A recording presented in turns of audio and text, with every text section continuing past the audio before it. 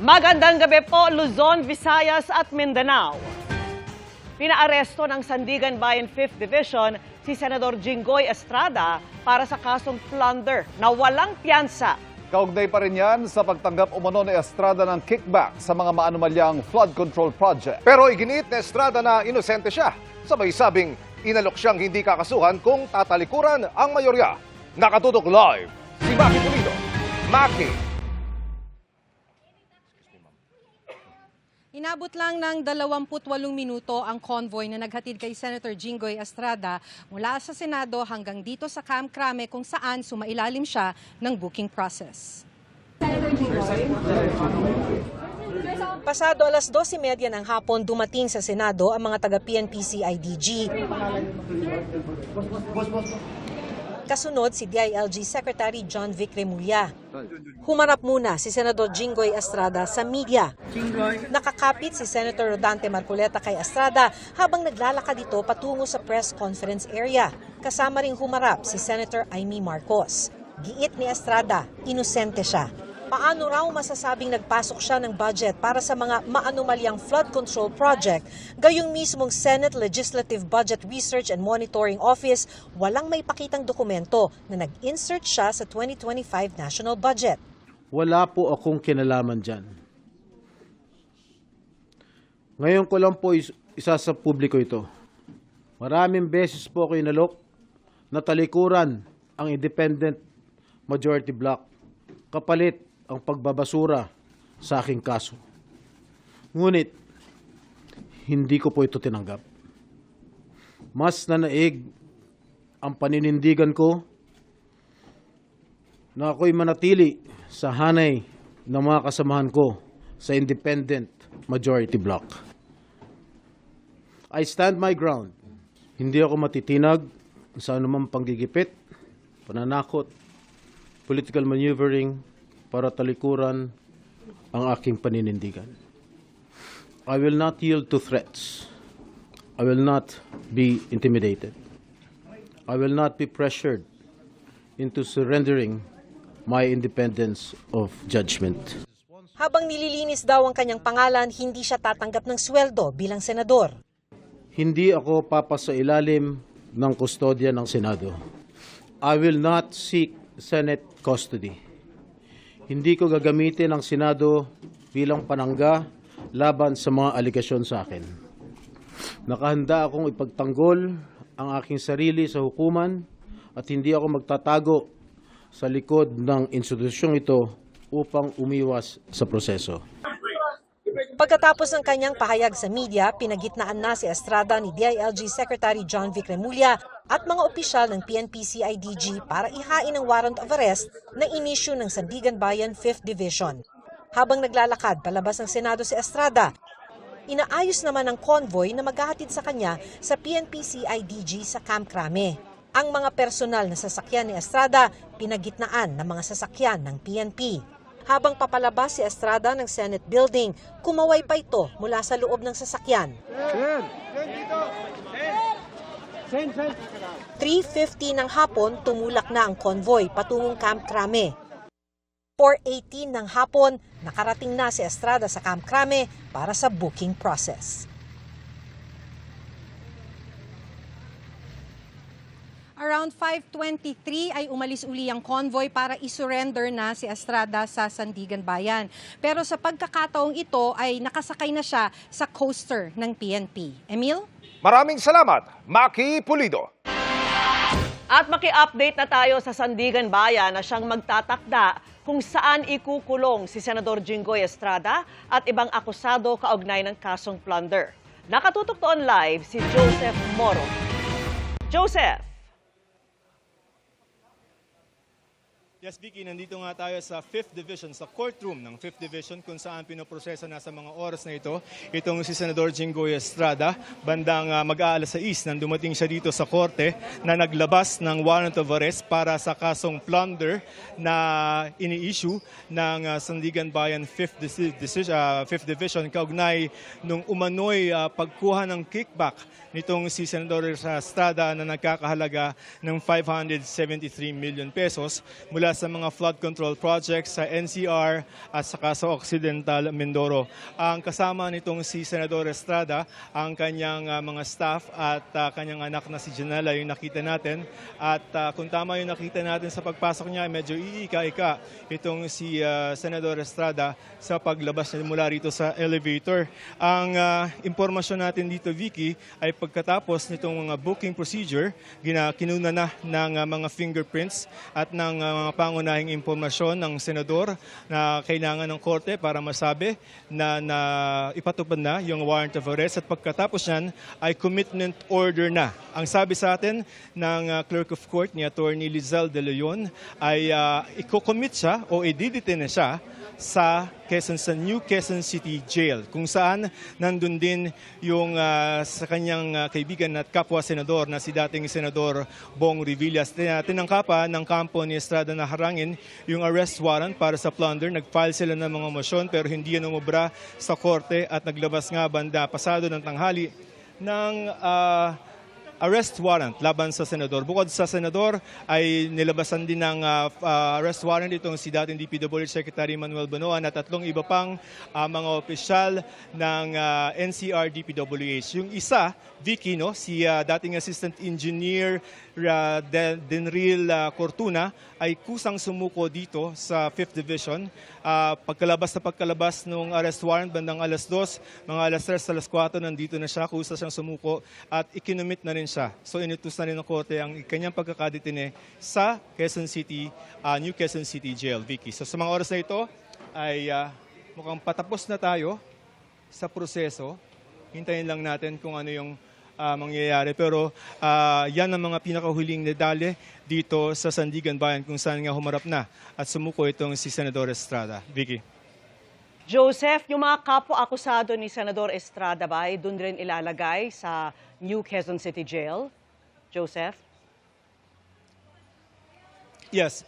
Except for si Secretary Bonoan na nagkaroon yata ng health emergency, no? Ang sabi kasi ng korte ng 5th Division ay lahat naman ng mga akusado para sa mga flood control projects na mga kaso ay doon ilalagay. Di ba tanda natin na nilinis at inayos yung New Quezon City Jail? Sir, tapos na tayo?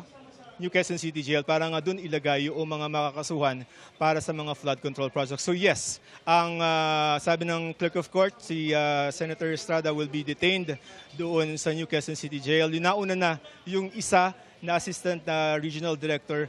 May dalawa pa na hindi pa natin alam kung susuko at wala pa tayong impormasyon kung nandito na sila. Sir, tapos na tayo? Diba? Okay, mukhang okay. So hinihintay na lang natin as of sabi ng CIDG ay commitment order na lamang from the court. But sinabi na sa atin in advance ni Attorney Lizelle De Leon na sa Quezon City Jail. Ang Fritzy, sa Payatas na? So yun nga, konfirmado ayon dun sa staff na sa Payatas sa City Jail na, sa New Quezon City Jail na idediretso itong si Senador Estrada. So anytime maaring lumabas na at yung commitment order na lang hinihintay natin, Vicky. Gaano katagal ito bago lumabas itong commitment order, Joseph?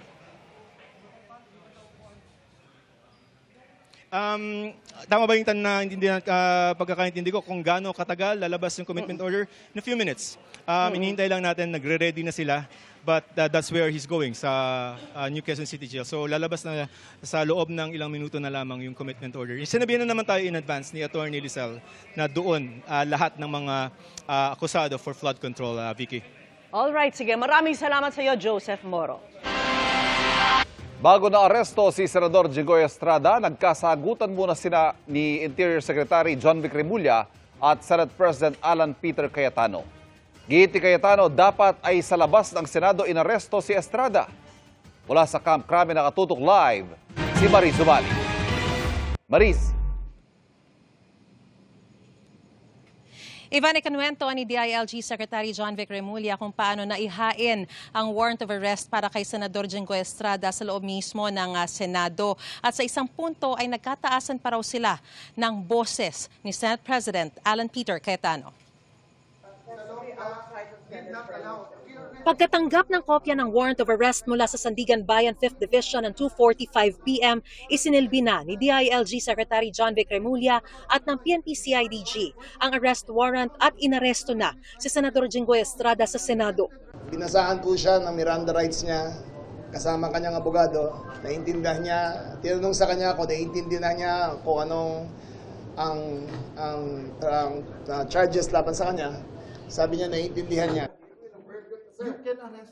Sa videong ito na binigay sa GMA News, makikita ang tensyon sa pagitan ni Interior Secretary John Vic Remulla at Senate President Alan Peter Cayetano. That's not for me. That's for the Senate, sir. It's for the Senate. Maririnig na ang gusto ni Cayetano sa labas ng Senado arestuhin sa Estrada, pero di pumayag si Secretary Remulla. Kaya tuloy na binasahan na ng Miranda rights si Senator Jinggoy. Tinanong kay Secretary Remulla ang insidenteng ito. Inamin niya na nagkataasan ng boses habang isinisilbi raw ang mandamiento de aresto kay Senador Estrada ay tila pinipigilan ni Senador Cayetano ang pag-aresto. The question was whether yung separation of the executive and the judiciary and the legislative. Sabi niya, even at the time of Salonga, he protected Enrile. Ang sabi ko sa kanya, in a not very calm voice kasi umakit na, "Sir, I'm sorry, you lost that privilege when Bato escaped." Tama na. There's no more hiding behind the curtains of the Senate. Ipinaliwanag ni Secretary Remulla na walang batas na nagbabawal sa pag-aresto sa isang senador kung may kinakaharap itong kaso maliban kung nasa sesyon ng Senado. Tanging kartesiya lang daw itong ibinibigay ng mga sangay ng pamahalaan. Sa huli, maayos na sumama si Senador Estrada sa mga otoridad at dito dinala sa PNP-CIDG para sumailalim sa booking process. Started with the fingerprint, then he went through the mugshot, then he went through the medical clearance. Sumama si Cayetano sa krame para raw damayan si Estrada. Maayos naman daw ang pag-uusap, pero ang anak daw ni Estrada ay galit kay Secretary Remulla. There was a slight altercation between me and the daughter. She gave me the dirty finger and cursed at me. I said, "It's okay. I understand you're emotional." Bago nito, bandang 3:00 ng hapon, nagtungo rito sa PNP-CIDG ang co-accused na Estrada na si dating DPWH Secretary Manuel Bonoan para isuko ang sarili at sumailalim sa booking procedure. Pero sa halip na dalhin siya sa Sandigan Bayan gaya ng iba, dito muna siya sa PNP Hospital dinala dahil sa taas daw ng kanyang blood pressure. His hypertension was listed at 192/100. He will be kept there for an undetermined amount of time before he stabilizes, and when the doctor says that he is fit to stand trial, then he will be brought to the Sandigan Bayan.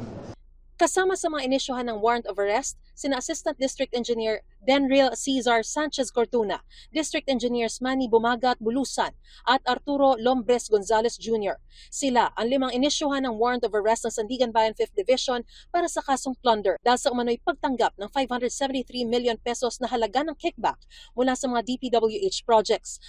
Walang piyansa ang kasong plunder o pandarambong di tulad ng kasong graft na inisyuhan naman ang warrant of arrest ng Sandigan Bayan 2nd Division noong Biyernes kung saan nakapagpiyansa ang senador.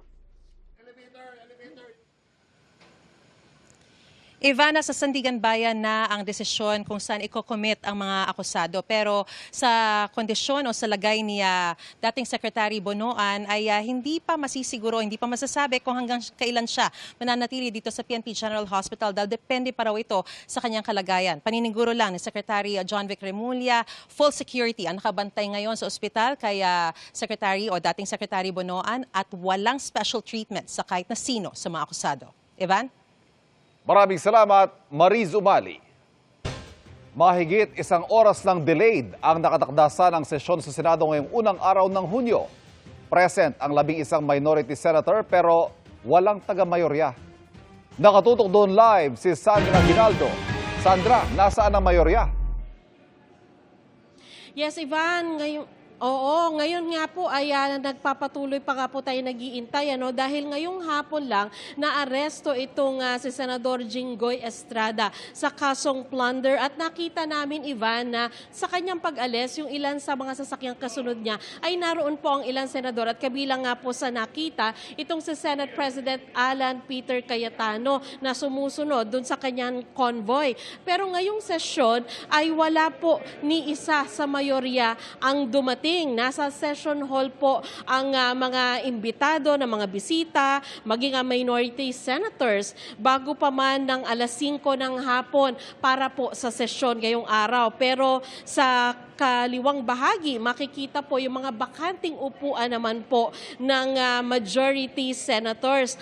Ni isa po sa kanila ay walang dumating at bago alas 5:30 ng hapon ay kinausap po ni Senador Mig Zubiri ang Senate Secretary, pero wala niyang pasabi kung darating po o hindi ang mayorya na kinabibilangan po ni Senate President Alan Peter Cayetano. Ayon po kay Zubiri at kay Senador Kiko Pangilinan ay maghihintay pa rin po dito ang minority bloc, pero pinaliwanag din nilang may trabaho ang Senado na nakasalang sana ngayong araw pero hindi po maaksyonan. Narito po ang kanilang pahayag.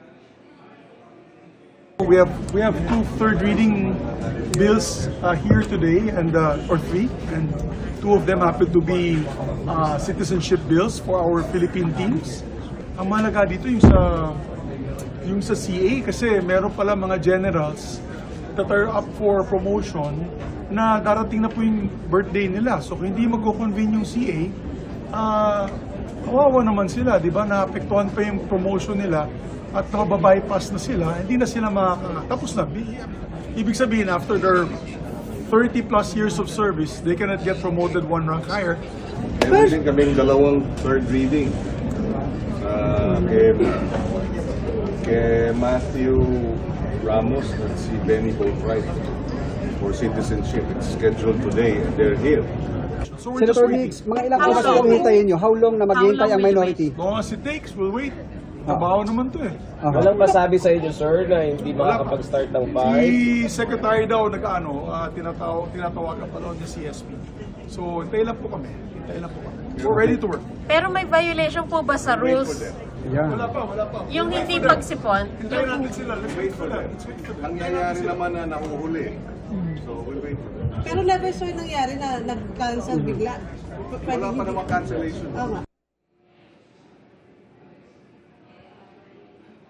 Ivan, naglabas nga ng statement ngayon, no, si Senate President Alan Peter Cayetano, pero doon sa statement na yon ay hindi po siya nagpaliwanag kung bakit wala pa po sila dito sa Senado. Ang sabi niya ay nagbigay siya ng mensahe sa minority senators ng Senado raw ay co-equal branch ng gobyerno at hindi prize o premyo para makamit nino man. Sinabi rin niya, Ivan, na ang nangyari daw sa kanilang kasamahan sa Senado ngayong araw ay nagpapabalik sa usapin na ito. Ang tanong raw niya sa kanyang mga kapwa senador ay kung maninindigan sila para sa independence ng Senado. Sabi pa niya, Ivan, and I quote, "The door is open. What you do with it is yours to answer to this institution and to the people watching it." So yan po ang pinakahuling pahayag, no, mula dito kay Senate President Cayetano, at patuloy tayo nag-aabang, Ivan, kung magpapatuloy po ang sesyon ng Senado ngayong araw. Ivan? Maraming salamat, Sandra Aguinaldo. Wala man sa mismong sesyon, namataan sa Senado ang ilang majority senator at nagbigay suporta sa inarestong si Senador Jinggoy Estrada. Nakatutok si Ian Cruz. Todo suporta ang mga majority senators sa kasamang si Senador Jinggoy Estrada bago siya iniskorta ng mga taga-Criminal Investigation and Detection Group ng Philippine National Police papuntang Camp Crame sa Quezon City. Nakahawak pa sa braso ni Estrada si Senador Rodante Marcoleta, habang emosyonal si Senadora Camille Villar nang dumating kasama ang kapatid na si Senador Mark Villar. May God bless Senator Jinggoy and his family. Hindi umalis sa gilid ni Estrada, sina Marcoleta, pati sina Majority Senator Amy Marcos at Senate President Alan Peter Cayetano, habang kahanay ng mga taga-CIDG at Interior Secretary John Vic Remulla. Hanggang maibaba sa gusali ng Senado si Estrada ay nasa tabi niya si Cayetano. Senator Jinggoy at yung pamilya niya po kami at maraming salamat po sa sakripisyon niyo. Kasama rin si Cayetano sa naghatid kay Estrada sa Camp Crame.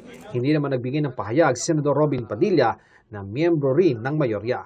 Ian Cruz, nakatutok, 24 Oras. At mahigpit na nga yung seguridad nga dito nga sa New Quezon City Jail Male Dormitory kung saan ikukulong si Senator Jinggoy Estrada at iba pang kapwa akusado. Ang sitwasyon doon, live na tinutukan ni Dano Tingkung. Dano. Vicky, gaya nga ng nabanggit mo, inaabangan na rito sa New Quezon City Jail Male Dormitory si Senador Jinggoy Estrada at iba pa mga akusado sa kasong plunder. At kanina pa nga mahigpit ang seguridad sa paligid at partikular sa entrada nito. Alas 3:30 ng paligiran ng mga armadong bantay ang New Quezon City Jail matapos kumpirmahing dito ikukulong sina Senador Jinggoy Estrada at iba pa mga akusado ng plunder kaugnay ng flood control scandal. Alas 5:40 naman nang dumating ang ilang mga sasakyan ng pulisya kabilang ang mobile ng CIDG. Hinihingan pa natin ng pahayag o komento ang BJMP sa magiging setup sa pagkakataong itong may muling ikukulong sa kanilang pasilidad dahil sa kasong plunder. Hindi pa malinaw sa ngayon kung magkakaroon ba ng sariling lugar ang mga akusado o kung makakasama nila si dating Senador Bong Revilla na dito rin nakapiit. Pero hindi na bago ang tagpong ito sa mga otoridad. 2014, dati na rin nakulong sina Estrada at Revilla para rin sa kasong plunder pero kaugnay naman ng Priority Development Assistance Fund o PDAP scandal. Pero PNP Custodial Center sa Camp Crame sila nakulong noon. At Vicky, sa mga oras na ito na sumasahim papawid tayo mula rito sa labas ng New Quezon City Jail Male Dormitory, nakisama yung panahon. Medyo tumigil ng konti yung malakas na ulan na nararanasan natin kanina pang hapon. At yan nakikisama sa inaasahang pagdating nitong convoy na kung saan naroon si Senador Jinggoy Estrada anumang oras mula ngayon pag-alis nila mula sa Sandigan Bayan papunta dito sa New Quezon City Jail, Vicky. Maraming salamat sa iyo, Dano Tingkungko. Haring walang kaharian kung ilarawan si Senate President Alan Peter Cayetano ng isang dating Senate President kung 11 majority senators lamang ang makakalahok sa mga sesyon. Sabi pa ng isang minority senator, 2 nasa mayorya ang posibleng lumipat sa kanilang hanay. Nagbabalik si Sandra Aguinaldo. Hanggang sa darating na Miyerkules lang ang sesyon ng Senado bago ito mag-adjourn sine die. Ngayong arestado na si Senador Jinggoy Estrada sa kasong plunder na walang piyansa, masasabing mas naging posible ang isinusulong na pagbabago sa liderato ng Senado. Ngayong nagtatago si Senador Bato de la Rosa, 22 na lamang po ang naiiwang mga senador at sa ngayon tabla ang bilang ng majority at minority senators sa bilang na 11-11.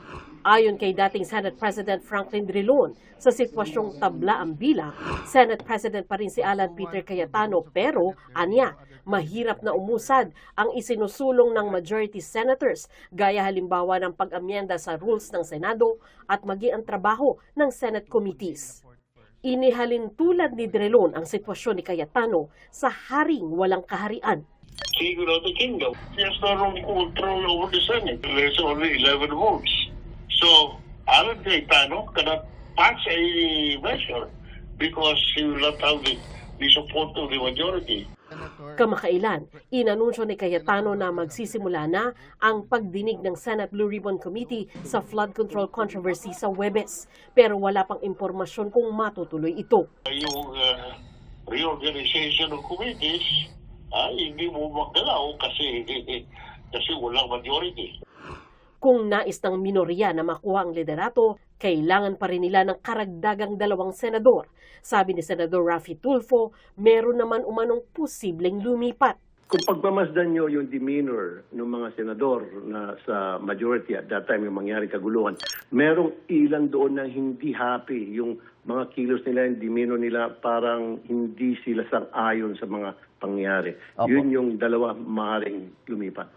Inaasahang tatalakayin muli sa plenaryo ang pag-amyenda sa Senate rules para payagan ang mga senador na makadalo sa sesyon online. Desedido naman ang minorya na harangin ito sa paniwalang para ito sa benepisyo ng mga senador na nagtatago o kaya ay makukulong. Dapat pagdebatehan namin the whole day today. We have to debate on it. Kaso, pag halimbawa, hindi na naman nila susundin yung patakaran na yan, mag-uukot ulit kami. Sandra Aguinaldo, Nakatutok, 24 Oras.